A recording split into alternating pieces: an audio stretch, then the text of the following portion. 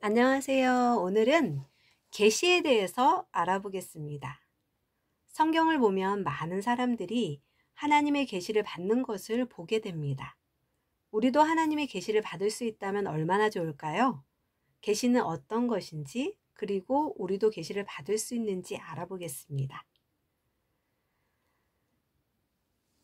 하나님이 계시로 말씀해 주시는 이유가 있는데요. 요한복음 4장 24절을 보면 하나님은 영이시니 예배하는 자가 신령과 진정으로 예배할지니라. 하나님은 영이시기에 육인 사람을 구원하시기 위해 그 뜻과 심정을 계시로 전해 주십니다. 구원은 사람이 스스로 받을 수 없고 오직 하나님께서 구원해 주시는 것입니다.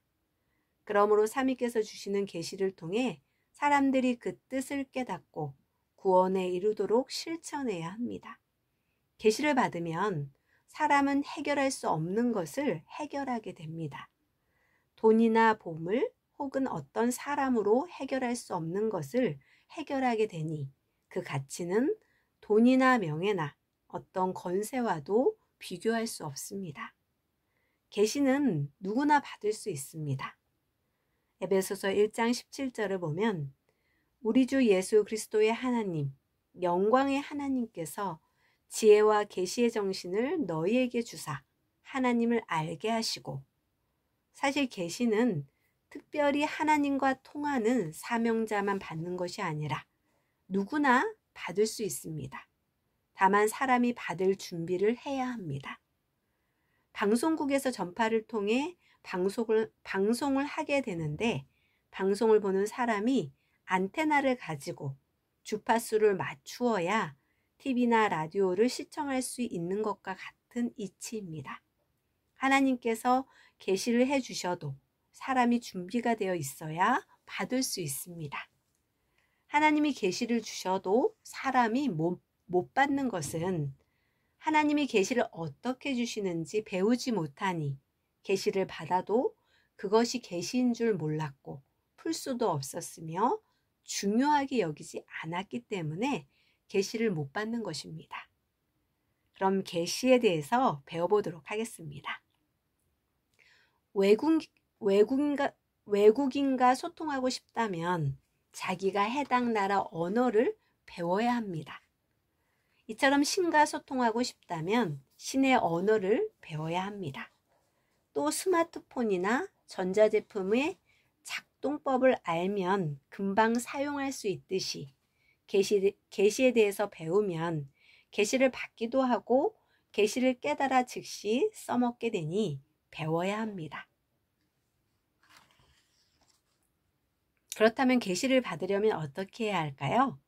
진정으로 간구해야 합니다. 계시에 대해서 배웠으니 온종일 정신과 생각을 집중하고 생활 속에서도 진정 간구해야 합니다. 그러면 하나님께서 각자에게 필요한 계시를 해주십니다. 그리고 하나님께 먼저 말을 걸어야 합니다.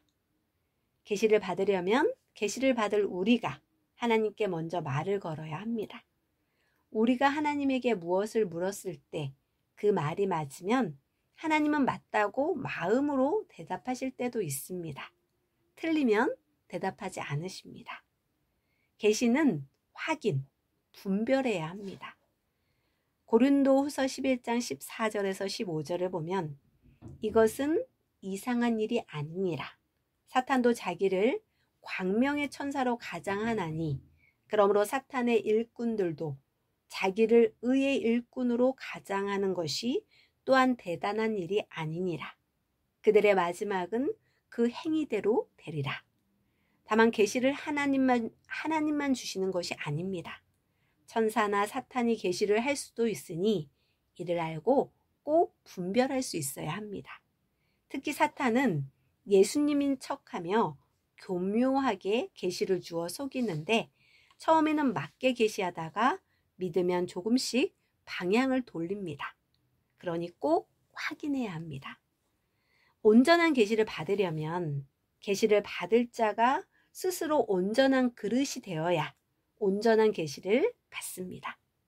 계시를 받기 전에 항상 회개하고 마음을 깨끗이 하고 긴장하고 있어야 합니다. 비워지지 않은 마음으로 말씀에 굳게 서지 못한 상태로 계시를 받으면 모순이 생기고 사탄이 역사하게 됩니다. 감사합니다. 네, 끝까지 들어주셔서 감사합니다. 네, 오늘도 행복한 하루 되세요.